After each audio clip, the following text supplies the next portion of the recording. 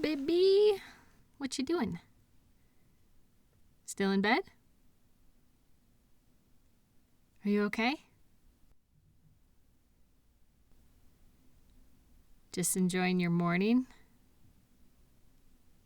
Good. You deserve some time for yourself. Oh, I was just doing some laundry. You know how it is. I woke up kind of early, so I snuck out of bed to get a head start on chores. I know. I was looking forward to sleeping in, but I just woke up too excited for today. Because the weekends are so fun. So I just can't wait to get started. I got to get up and at 'em so the fun can begin. Well, chores aren't that fun. But what happens after the chores is fun. Scooch over. I'm going to sit down next to you. Oh, it's so warm under here.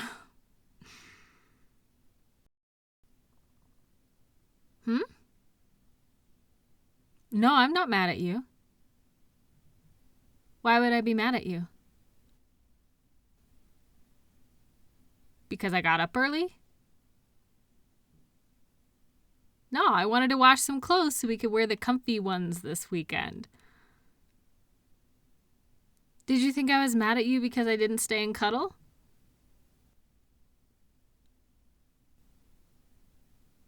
Aw, no, baby. I'm not mad at you. You didn't do anything wrong. And you're still worried I was mad at you? Even though there was no reason?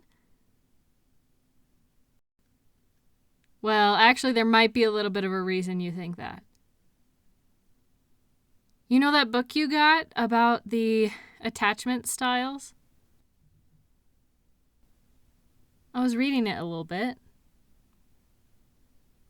Well, I was going to take a bath last night, and I wanted to relax in there for a while. I saw the book on your nightstand, so I just grabbed it. Your bookmark was in the anxious attachment section, and I was reading it, and a lot of things in there made sense. And I know people with anxious attachment style can get kind of an unfair reputation. We all have different ways we seek connection, and we all have to work with the cards we were dealt. It's not like you intentionally chose to be anxiously attached. It's just another way you learn to navigate the world. I know it's just you trying to do your best. Your brain just wants to keep you safe.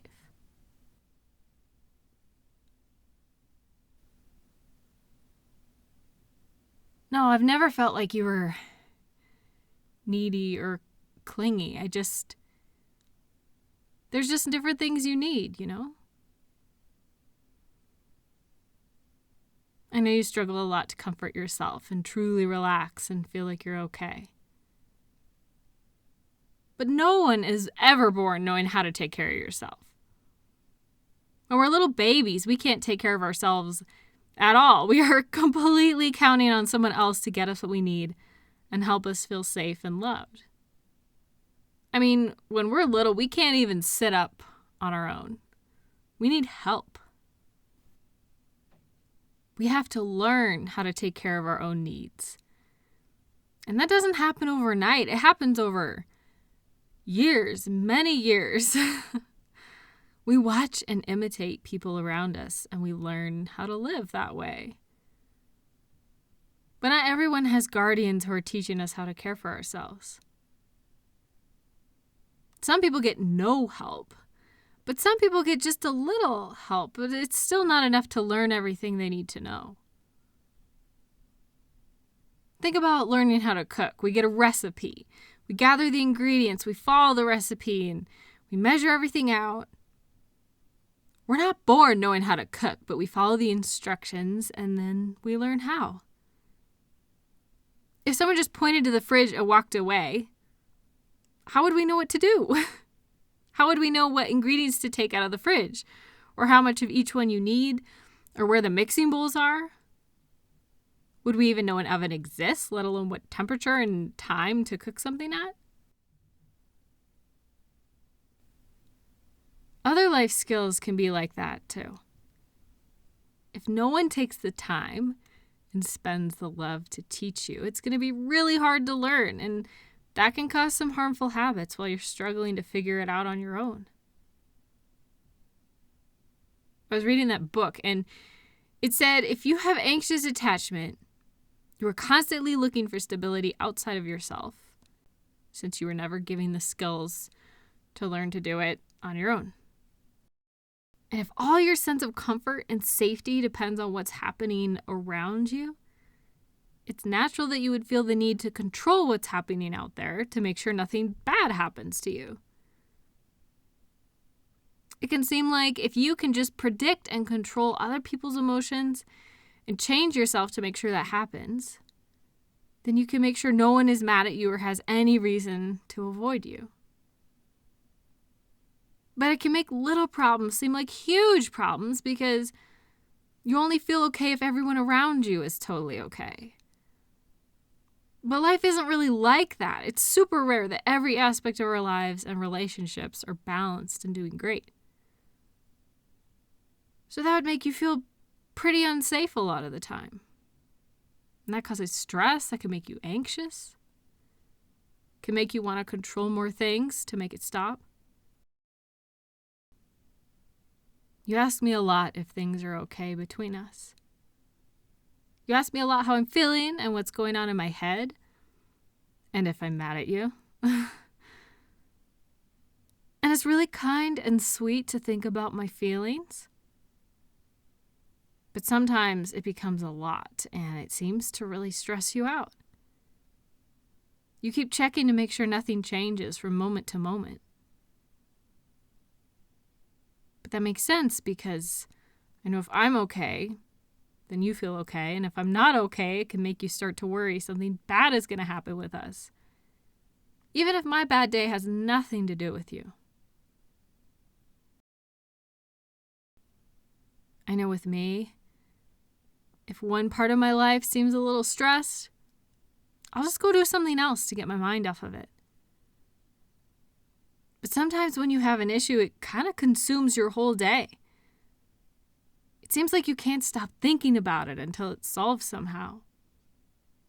Especially when it comes to relationships and when it comes to us. If we have a disagreement, you play it over and over in your head, even after it's long over, and you worry about it causing problems down the line. You have such a sweet heart. And I know you were looking for connections. You want to feel connected and safe. And that's great. That's wonderful. But your brain can mistake small bumps in the road for huge issues and set up all these alarms for problems that aren't really that big of a threat. But when you start to worry about it, it seems like little things might just spiral out of control, and then you're back to not feeling safe again.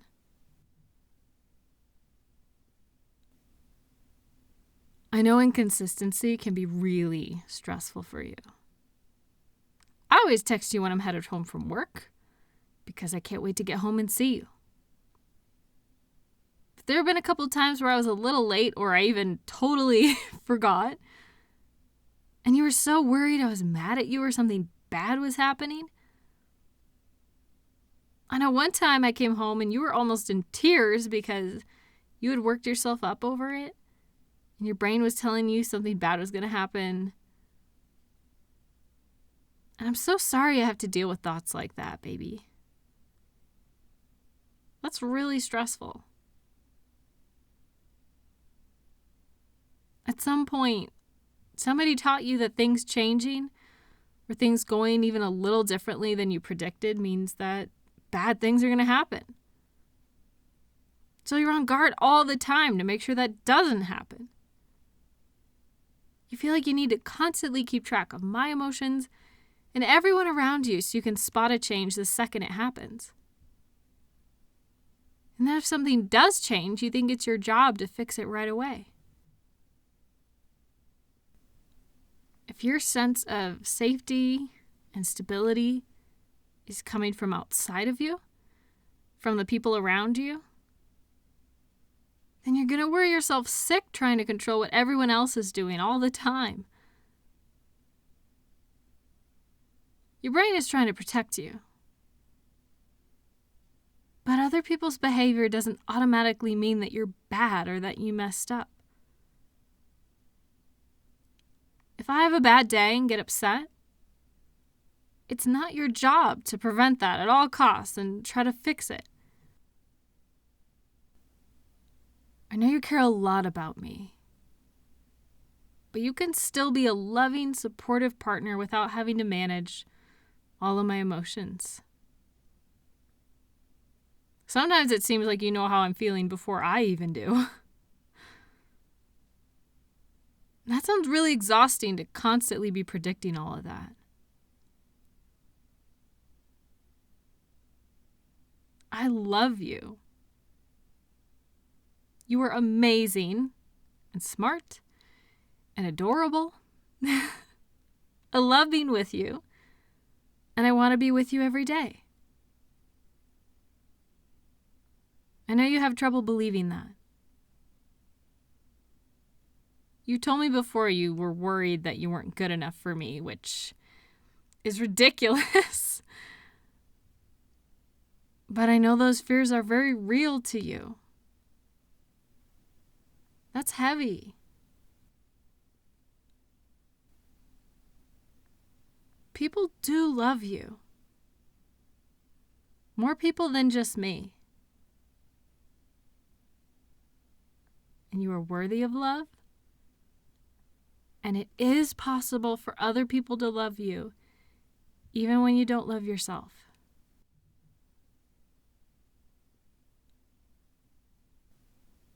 You've worried before that I might leave you. And you didn't love yourself very much, so you thought, how could I love you very much?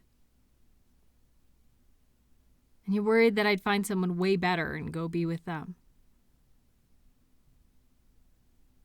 Yeah, we fought about it a few times. Do you see that pattern, though? Where you're looking for safety outside of yourself? You don't want to be alone. You don't want to scare anyone away. So you drop your boundaries and you try to become who they want so they'll like you. Because if they don't like you, or if you have needs or become too difficult, you're worried they'll leave. And then you're just left being a fake version of yourself who pretends not to have wants and needs, even though you do. And it could put you in situations you don't like or that are bad for you because you don't want to rock the boat and drive people away, even if they are bad for you. Maybe there have been times where you needed something and a person you counted on failed you. And then you were alone and afraid, and you never want to feel that way again. That wasn't your fault. If someone left you and let you down when they should have been there for you, that would hurt a lot. That would break some trust. I'm sorry you've been hurt. It's okay and natural to have needs, and you do deserve to have your needs met. Not everyone will be able or willing to do that. But people who care about you and love you will want to support you. Like me. I love you. You don't have to pretend to be low maintenance or say you're always fine or not speak up. You're not going to drive me away by being a person and telling me what's on your mind. I like talking to you. You ask a lot if I'm okay and how I'm feeling. You should ask yourself those same questions. You deserve to feel good too.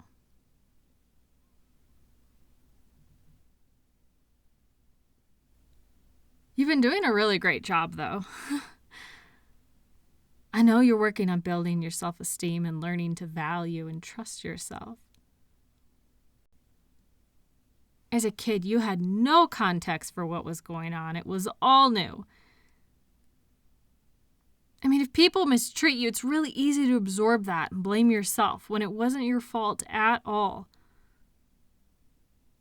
You were taught some really wrong things, and you're having to relearn it.